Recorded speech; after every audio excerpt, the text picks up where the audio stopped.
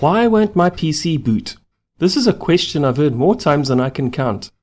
In this video, I'll try to offer some possible explanations, one or two riveting anecdotes, and even a few answers.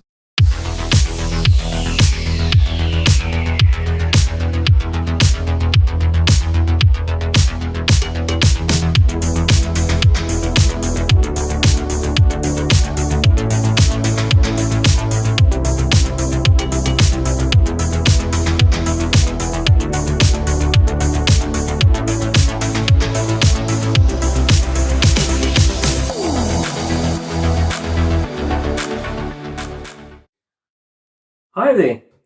Back when I was doing daily tech support, one of the most common fault reports I used to have to deal with was panicked telephone calls along the lines of, "Help, my computer won't start." Now there are the obvious things a techie will do first, like ask the user, is the PC plugged in? Is the power switch on the power supply at the back of the case turned on? And so on.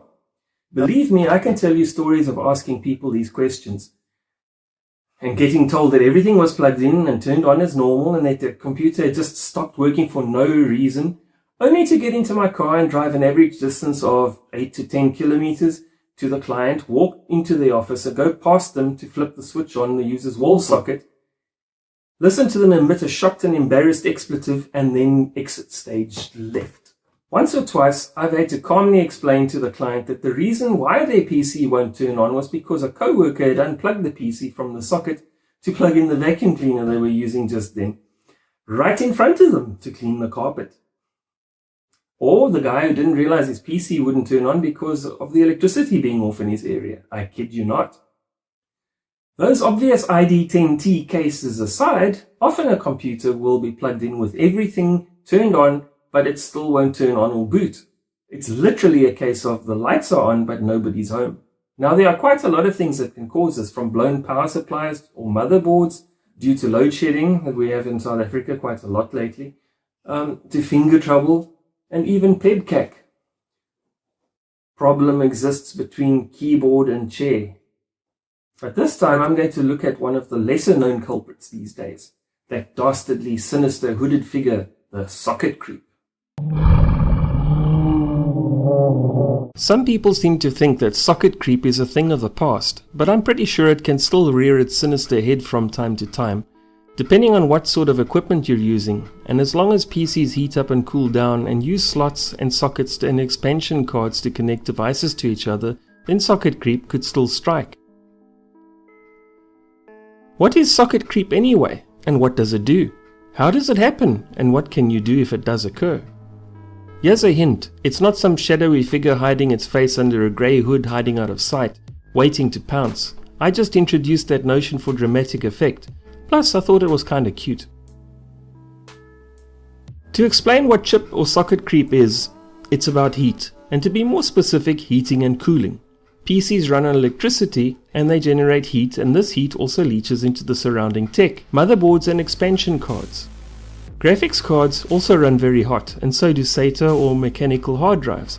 And even with cooling fans, heat builds up inside a PC case, but it also spreads directly from one component to another. All this heat eventually dissipates when the PC is turned off and everything cools down again to room temperature. This heat has quite a lot of different cumulative effects on your PC's parts, but the one we're interested in is how it affects all the parts that slot or fit into the motherboard. Have you ever listened to a tin roof making noises as it heats and expands on a sunny day? That's caused by the metal roof sheets expanding as they heat up or when they cool down again. Well, a similar thing happens inside your PC, only you usually can't hear it.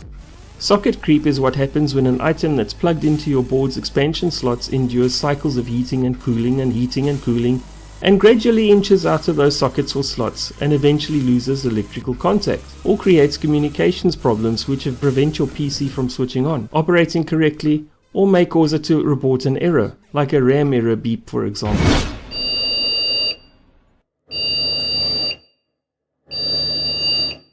We used to see this sort of thing a lot in older boards, where the system BIOS and other ICs on the board used to fit into small LIF or low insertion force sockets, and they would gradually socket creep out of contact over time. Now, just because this might stop your computer from working, it doesn't mean that something is physically damaged. It just means that two or more parts of the PC aren't communicating with each other or getting power, and may even be triggering a power-related response from the board which prevents it from starting or posting. The way to check if this is the case, or to remedy it, is free and easy and relatively painless. Many times a board might appear to be dead, but can be brought back to life by giving it a little massage with magic fingers. The best way to test if this is the problem is to turn off the PC power, unplug it, and then gently but firmly press all the ICs and expansion cards into their slots to reseat them. Sometimes you might actually feel or hear it crunch or crack as it settles deeper into its slot. You should also remove and reinstall the RAM sticks or give them a gentle press and wiggle from side to side to ensure they're making contact. Then turn on the power again and see if the PC boots up now. Chances are, if this was the problem, it will start up again normally. If not, well, then it's more than likely a more serious problem that will need a lot more than just feely fingers and hopefulness. IC chips are usually soldered directly onto the motherboard these days, but you might still encounter some fitted to LIF or low insertion force sockets. Very few boards still use them these days, but there may still be some out there with one or two lift chips on them. Now, it's one thing to press on them to ensure they're seated correctly, but what if they've been removed by someone else and then placed backwards into the socket? Now, as silly as that sounds, it can happen. How can you tell if the IC is fitted correctly? Now, if you look closely at the bottom edge of the IC, you'll see a concave indentation, and on the board diagram around the socket, you'll see a matching indentation. Those two should be on the same side of the lift socket. That's how you can tell if it's been reversed or not. If you can tell the IC has been fitted the wrong way around, don't panic. While this is almost guaranteed to cause your PC to not boot up, it's not likely to cause any permanent damage, but it will trigger an error and won't allow the PC to work. The solution to this is to simply remove the IC and replace it the correct way around in the socket. Recent and modern CPUs don't tend to be affected by socket creep much, but I'll tell you, it used to be quite a common problem. One prominent example of this that comes to mind is a really old slot 1 PC with a P2 or P3 CPU mounted on an expansion board. Unlike the full P2 and 3 CPUs that came in cartridges that fitted snugly into the slot 1 connector on the board, the cheaper Celeron versions came in a ZIF socket on a little PCB that sat very loosely in the slot. Typically, someone would tie these down to the slot rail with cable ties, but that wasn't enough to prevent them from gradually creeping out of their sockets, just enough to stop them from working.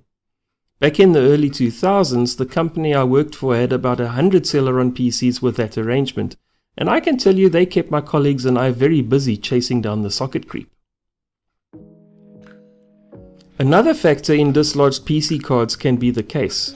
In the aforementioned Jurassic era slot 1 Celerons, for example, one of the key questions to ask the user was, have you moved the PC at all recently? Believe me, 9 times out of 10 it was either that thug the socket creep or his buddy Case Distortion who were responsible, but also the weight of the CPU and the heatsink and fan and the CPU card itself that caused the card to shift slightly out of the slot. What did I mean by case distortion?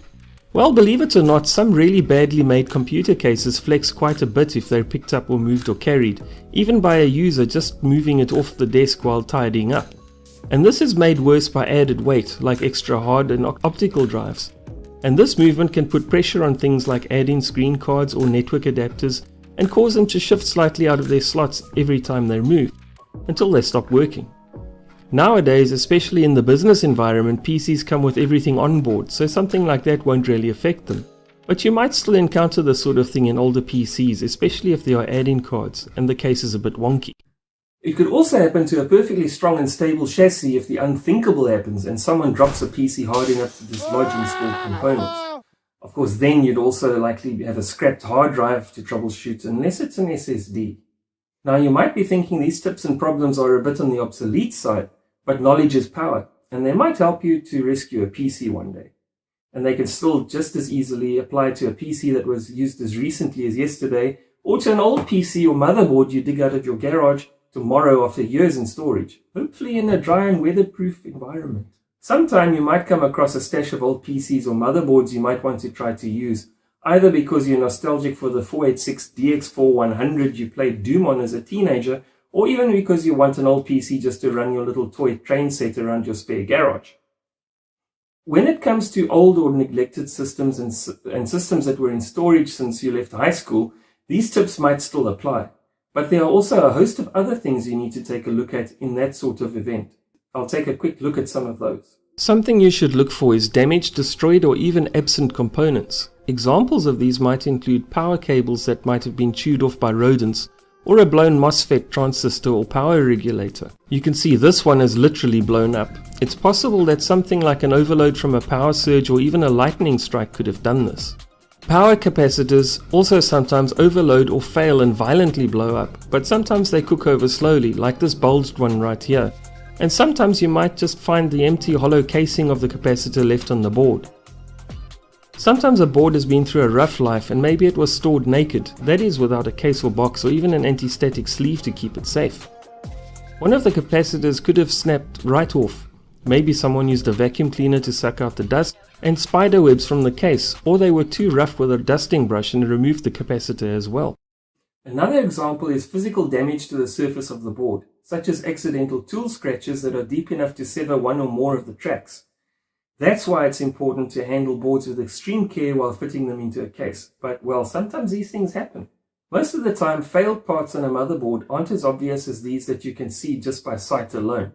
The causes for a motherboard not working as intended can be too many and too subtle to mention.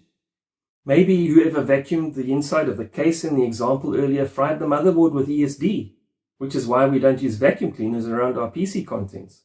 And if that's the case, there's no way to figure out that this might be the cause. The PC will just not boot and you won't know why. Many damages like these I mentioned might be repairable, but within reason, and you'd need to take it to someone with the necessary skills in desoldering and soldering electronic components for that.